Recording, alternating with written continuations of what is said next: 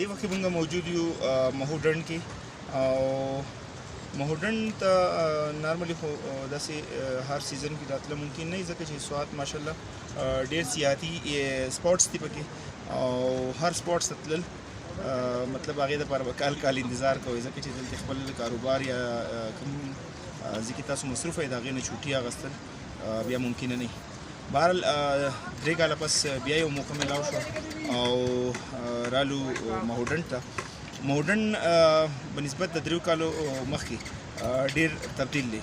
یو خو که تاسو ګلوبل چینجز وګورئ نو دلته د اوبو دا لیول چې دی هغه ډېر شاته تللی دی او دویمه خبره دا ده چې کوم چې تاسو مهوډن ته رادنه کېنئ سټارټ اپ کې به تاسو ته اوبه ښکاره شوي چې یاره مهوډن سټارټ شو او صفایي به هم دا حیاده پورې وه چې لکه زیات ګن به نه پروت. اوس تاسو کتی شي دې مختلف سپورټس ته راشئ ډېر کافي ګن پروت دی او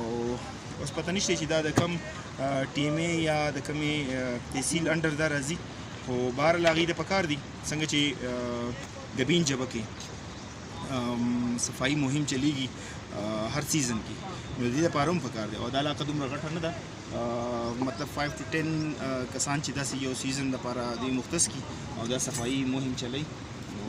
ډېر به ښه وي. که نه تاسو د کمراټ حال وګورئ کمراټ په لږو ورځو کې دومره خراب حالت ته رسېدلی چې هلته د هغوی اوبه ګنده دي د هغوی هر څه خراب دي. ٹھیک ته جی نو مهرباني وکړئ او په دې باندې لږ غور فکر وکړئ. سوات ریډرز کلب صرف تاسو ته یو څیز منشن کولی شي نه چې موږ هغې کې مستقل صفایي او مهم وچلو موږ لګیا یو مهم وکړو او جلد به تاسو د هغې هغه کلیپس موږ شو کړو. خو په کار داسې ده چې حکومتي کسان چې دي هغوی له پکار دي چې کوم د صفاهي چې دی سایټ چې دي دا صفا کول غواړي او بیا هغه تلف کول هم دي داسې نه چې په یو سایډ باندې پرېږدو هغه بیا اوبو ته لاړ شي یا څه وشي. ٹھیک ده جی ډېر مهرباني شکریہ.